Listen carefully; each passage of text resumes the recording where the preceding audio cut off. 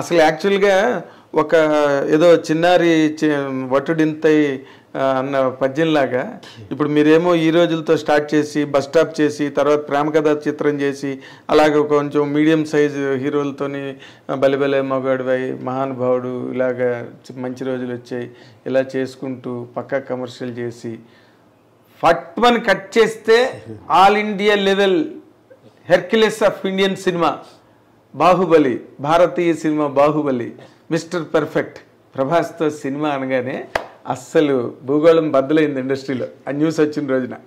అసలు అది ఎలా జరిగిందండి? న్యూస్ మేమే ఇవ్వలేదండి.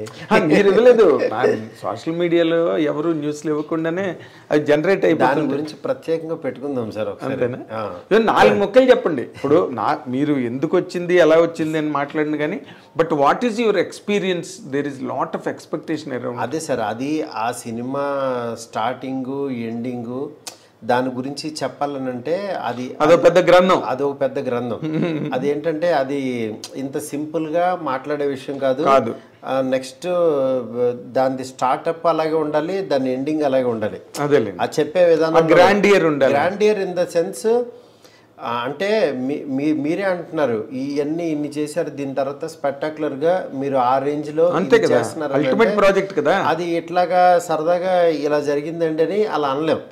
ఎందుకంటే దానికి ఆయన ఏమి నమ్మాడు, నాలో ఏం చూశాడు, మా ఇద్దరం కలిపి మేమేం ప్రపంచానికి చెప్పదలుచుకున్నాము, ఆయన ద్వారా నేనేం చెప్పదలుచుకున్నాను, ఇవన్నీ ఒక పెద్ద ఇది ఉంటుంది. అవునండి. దాన్ని యాక్చువల్గా డెఫినెట్గా ఏదైతే ఎక్స్పెక్ట్ చేస్తారో దానికి 1% ఎక్కువ ఇస్తాను తప్పించి 1% కూడా తగ్గించినని మాత్రం ప్రామిస్ చేస్తాను. Very nice. అది వెరీ నైస్. ఎందుకనంటే వేరే వాళ్ళకి ఆయన వాల్యూ ఎలా తెలుసో నాకు తెలుసు. వేరే వాళ్ళకి ఇప్పుడు చాలామంది అనుకుంటారు ఫ్యాన్స్ కానీ వేరే వాళ్ళు కానీ యాక్చువల్గా మా హీరోతో ఎలా తీస్తాడో, ఇతని దగ్గర నుంచి ఎలా అనుకుంటున్నావు, ఇవన్నీ ఎక్స్పెక్ట్ చేస్తున్నావు, ఇవన్నీ ఎలా అనుకుంటారో వాళ్ళకంటే 1% ఎక్కువే ఉంటాను నేను. అలా ఎక్కువ ఉంటేనే యాక్చువల్గా ఈ స్థాయిలో ఉండగలుగుతాను. ఇది మీ ఫ్యాన్స్ అవ్వచ్చు, వేరే వాళ్ళు అవ్వచ్చు, మళ్ళీ హీరోకి అది నచ్చజెప్పి ఆడియన్స్కి ఏం కావాలో అది ఆయన దగ్గర నుంచి డ్రా చేసి వీళ్ళకి ఎలా చూపించగలుగుతున్నాం, ఆ మీడియేషన్ నేను ప్రాపర్గా చేయగలుగుతున్నానా లేదా, ఆ పాత్రని నేను చేయగలుగుతున్నానా లేదా అనేది నా మనసాక్షికి తెలుసు. అది త్వరలో మీకు తెలుస్తుంది. అదే అంతే సింపుల్. కానీ ఒక చాలా వెరీ వెరీ ఇంట్రెస్టింగ్ ప్రాజెక్ట్ అండి ఇది.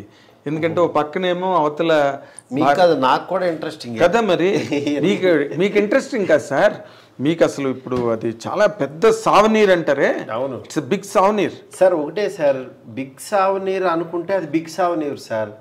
అది ఒక పని అనుకున్నాం అనుకోండి, అది 18 అవర్సే కష్టపడతాం సార్. ఇప్పుడు సీఎం కైనా 24 అవర్సే, normal వాడికైనా 24 అవర్సే.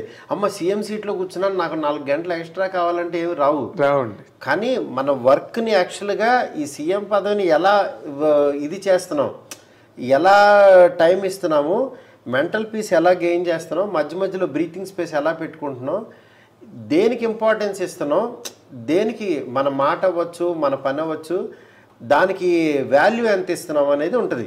Value of the work అంతే. ఇప్పుడు నేను ఆ ప్రాసెస్లో ఆ పొజిషన్లో కూర్చుని ఇప్పుడు దీనికి ఎంత టైం పెట్టాలి, ఇక్కడ ఎంత ఎఫర్ట్ పెట్టాలి, దీనికి ఎంత వాల్యూ ఇవ్వాలి,